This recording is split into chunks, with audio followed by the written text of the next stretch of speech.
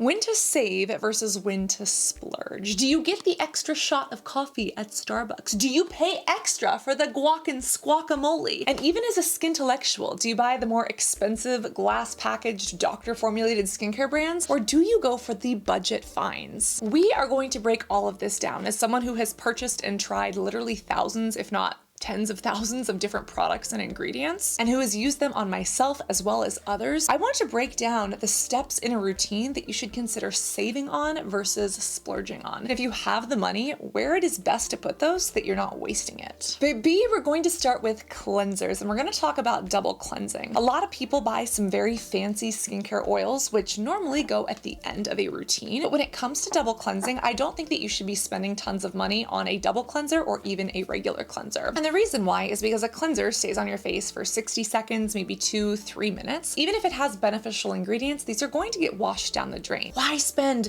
$90, $100, $110 on a cleanser that's just going to be rinsed down the drain? There really aren't any ingredients that are going to be left on the skin the way something like a serum or a moisturizer would be. Now, there is an exception to this, which of course we're going to speak about, but when it comes to most cleansing, a lot of those very fancy oil cleansers are just oils with a couple of added antioxidants or benefits. And there are very inexpensive brands that you can get some great oil cleansers from. Beauty Pie is one that literally uses the exact same manufacturers as the luxury brands. The Inky List Oat Cleansing Balm is a fan favorite and one of my personal favorites. And if you don't like the way the Inky List Oat Cleansing Balm separates or squirts all over your sink, in the words of our beautiful butterfly, Raiden, you could try something like the Hanish All Clean Balm from Stylevana that breaks down makeup, dirt, oil, sunscreen, you name it. When it comes to regular cleansers as well, you shouldn't spend a ton of money, in my personal opinion. You can get some really good vitamin C cleansers like the one from True Skin for a couple of bucks. You can get a hydrating one from The Ordinary, and if you are on a really tight skincare budget, you can splurge elsewhere in your routine. Now, the exception to this is if you are looking for something targeted or medicated. For example, you could get medicated benzoyl peroxide washes for $5 to $10 at a store, but if you're looking for something that helps with acne and rosacea that's fragrance-free, you might want something specialized like this from Skin Fix. Now, this is still under $50. I think it's like 30 something. You should not be spending $110 on a cleanser unless that is something that you have chosen, it makes you feel fancy, and it's something you want to do. But if you are on a budget and not trading something specific, your cleanser is a great place to save. Now, after cleansing, what normally comes next? Well, usually toner. And toner is also somewhere that I think that you should absolutely save. I don't think you have to be as budget conscious as a cleanser. And the reason why is because a toner is not really a necessity in a routine. If you have a really good cleanser, you don't need a toner. You see, the entire reason that toners were created was because cleansers used to be so stripping and so alkaline on the pH scale that they would damage our skin's acid mantle, our skin barrier. And toners were literally more acidic to help bring that pH back down. That's what I used to do with my Dr. Bronner soap and my Juice Beauty toner. And because toners are not absolutely necessary, but they can be helpful here and there, that is why I say you should save. Now, it is harder to find good toners at budget prices versus good cleansers. The Ordinary has some great ones, Boots Ingredients has some great ones, the Inky List has some great toners as well. 3 Ships is actually a more sustainable brand because they have these glass packages as well as this paper packaging, but they also market themselves as luxury without the price. They want to create everything luxury, but that's under $40 or so. And this mist is really fine. This is a beautiful toner. The bubble one is also great, and you don't have to spend a lot of money to get a good toner. You know the difference between toners and essences because we've spoken about essences before, and this is actually where I say maybe you might want to splurge. There are many essences at very low prices, such as the Pyeongtaeng Yule one that I love, but essences are supposed to be a little bit more hydrating, a little bit thicker, and they're almost like the next step up from toner. And if a toner is unnecessary, then you know that these are absolutely not a necessity. Are they great?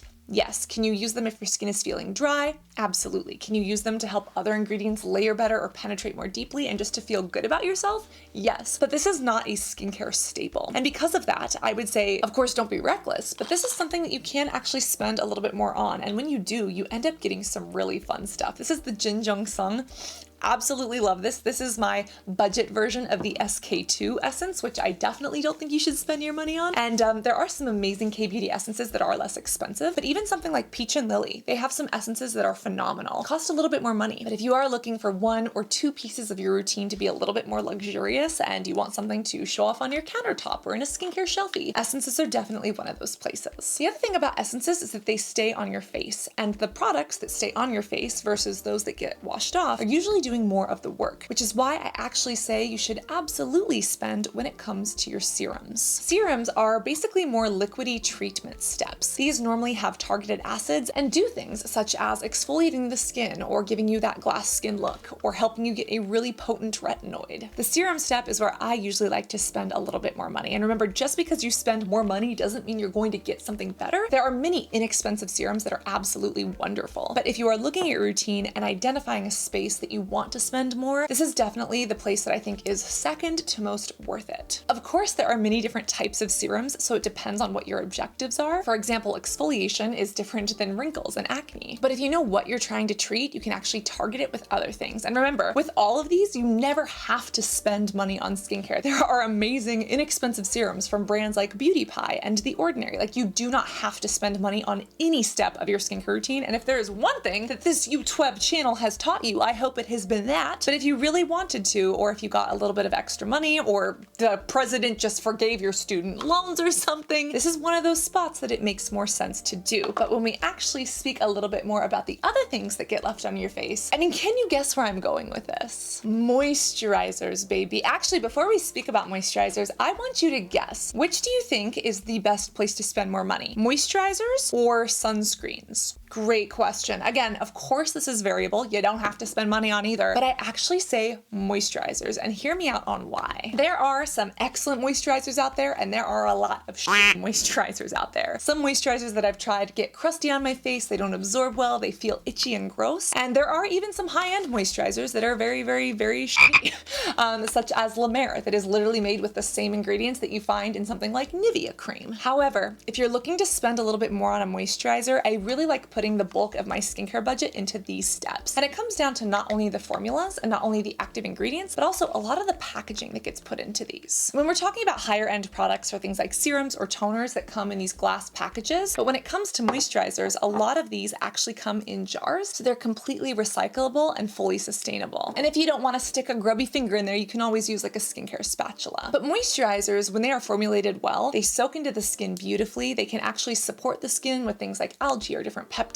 And they can actually be formulated to have really difficult ingredients like azelaic acid in ways that soak in beautifully to the skin. And this is still one of those places that we need to lay down the ground rules and explain just because it's expensive doesn't make it better. But there are some places that is a little bit more true versus less true. And I have found that to be true for moisturizers. Again, I speak about inexpensive ones all the time. The Pacifica Beauty specifically has like a $10 moisturizer with little purple butterflies on it that's in a glass package just like this. But if I'm going to be spending money on my routine, moisturizers stay on my skin. When they do their job well, it makes such a huge difference. And especially if you're looking for a formula that plays well under makeup or sunscreen, this is the absolute place to do it. And then we gotta talk about sunscreen. And you're probably thinking, Cassandra, why isn't sunscreen the most expensive? Shouldn't we be spending the most on sunscreen because it is literally the only essential part of a routine? Well, yes and no. And the reason why is because the best price to pay for a sunscreen is the price that it costs for the one you're going to use. I don't give a shit if it is $10 from Isntree and Stylevana. I don't care if it's $30, $40, or $50 from this tinted one at Iris and Romeo. I don't care if it's $100 from this one from Skin Better Sun Science. Spend money on the sunscreen that is going to work for you. It's like the MasterCard commercial. It's priceless. You can't put a price on it. It's not the most expensive. It's not the least expensive. It's not even in this conversation, baby. And I do want to make it clear that there are so many inexpensive sunscreens that are wonderful. We've done tons of videos on them. And there are some expensive ones that honestly, if you want to feel a little boushy or a little luxury, you can make them work. But the other thing that I think about when choosing my sunscreen is that the amount of sunscreen that I have to use and reapply, especially to get the benefits that I should, it's a little bit more substantial than just a dot here or there. And because of that, I usually like to go for more budget or kind of mid-range versions, whereas only on my fancy days will I pull out something that is like 75 or 100 bucks like this one. And it's so funny because all of the luxury brands like La Mer and Chanel and all these like expensive skincare brands, they don't even sell sunscreens. Like, do you ever think about that? Like, it's all the luxury ones that are claiming to do the most, but then the ingredients really don't, which just shows you like how backwards half of the industry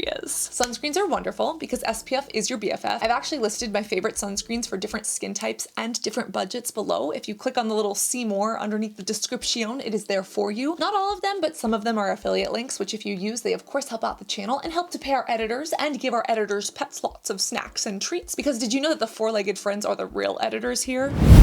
Yes, I'm the doggy director of this content. My name is Callie, and it's a pleasure to meet you. As you can see, here are more of our furry editor friends, and we make sure that all the graphics are cute, and that Cassandra doesn't have food in her teeth or kombucha in her eye when she's filming.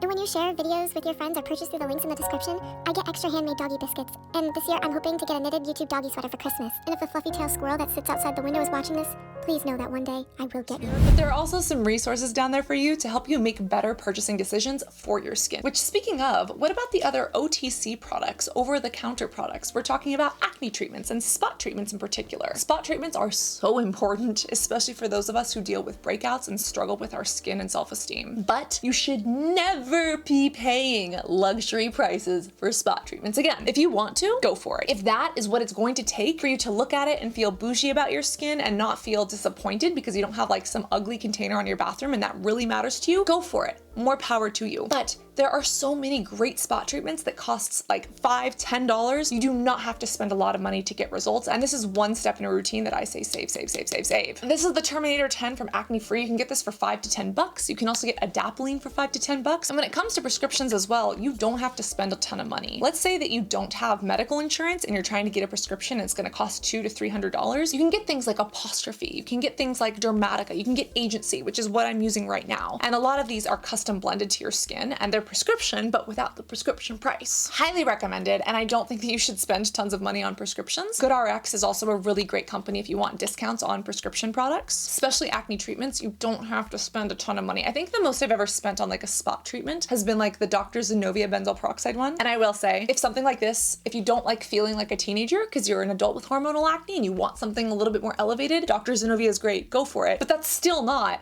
$90. You see what I'm saying? And you absolutely don't need to spend $90 or even $30 on a really good spot treatment. Most spot treatments for acne are made for people who are struggling with acne, which is usually teenagers. So the consumer market and pricing reflects that, which also goes to show that it's really not about the price making the product better, but it's like, what is this customer willing to pay? And teenagers are less willing to pay money than adults, which is why neck creams are $150 and spot treatments are $3, when maybe they both have the same active, which is literally a retinoid. Crazy, isn't it? Well, my dears, this is one place that you should absolutely save. Now, there are also skincare oils, and when it comes to oils, I actually have some very interesting thoughts because, as you know, some of my favorite oils are from The Ordinary. They are inexpensive, they are fun. What do oils do? They basically lock in your moisturizer. They can give you a couple of benefits like this retinol and squalane, but a lot of times a bunch of different oils just help to coat the outer layer of your skin to lock in hydration and just to basically act as a sealant. And some oils that do have things like antioxidants are a great option, and you can spend more on those. For example, there is a body oil from Osea that has like seaweed extract in it and algae extract. I love that, and I do spend money on that, but I absolutely don't think you need to. And especially if you have something like an antioxidant serum, because again, if you want to spend money in a routine, a serum is the place to do it. You could use an antioxidant serum and then just put a really cheap oil on, like jojoba oil, which is fantastic, or squalene oil, which is great, and you could save a lot of money while doing it. Now again, if you want to go with something like the Biossance squalene oil because it helps the sharks and they donate to reef conservation and their packaging is adorable, I get that. Or if you want to go for something that is a little bit more bougie because of the smell or the sensorial experience, or if it's like a fast absorbing massage oil that also has peptides in it and skin tightening and lifting things like caffeine, go for it. But if you're just looking for a basic skincare oil, The Ordinary has some great ones. You can literally walk your ass to Trader Joe's and get jojoba oil. And when you look at like Dior's $50 oil, it's like $50 and it's literally, or is it 90? It might actually be 90. When you look at the ingredients, sweet almond oil and fragrance. Why are we spending $50 to $90 for this? Because it looks like a woman with a long neck? Is that why? Well, stretch my neck, cover me in butter, and call me a giraffe in a toaster oven, because holy shit, if that's what it takes to sell expensive products, just having a long neck? Well, I mean, screw the ingredients, right? It's all about the bottle design, says the industry. Now, outside of skincare steps in a routine, there are also skincare devices. Tell me if you'd like a video on when to save or splurge on these and which ones are actually worth the money versus which ones are absolutely not.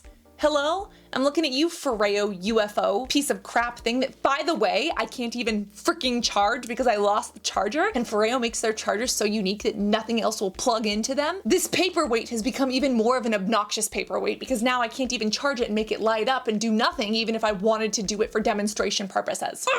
But that video and a sad cast can be saved for another day. If there's one thing you learned from this video, it's that you can always find something inexpensive that meets your needs. You might have to do a little bit of digging or searching for it, and I know that can be frustrating and obnoxious, but that's why I film YouTube videos here for you. Literally, if you Google search or YouTube search Cassandra Bankson and then like the name of a brand or product, I've probably mentioned it or done a review on it. And if it's not on YouTube, it's probably on our website. So fun life hack for skincare shopping if you want to know whether or not something is Cassandra approved. But again, remember that my opinion is just my opinion, and if you want it, then great, welcome to my opinion soup. And if you don't, then that's okay too, boo-boo. And some of my favorites that don't cost a ton of money are listed below for different skin types. Always remember to stay hydrated both orally and topically. Do reapply your SPF, whether it's $7 or $75, and always be beautiful both inside and out. I love you, and I cannot wait to see you in this next video.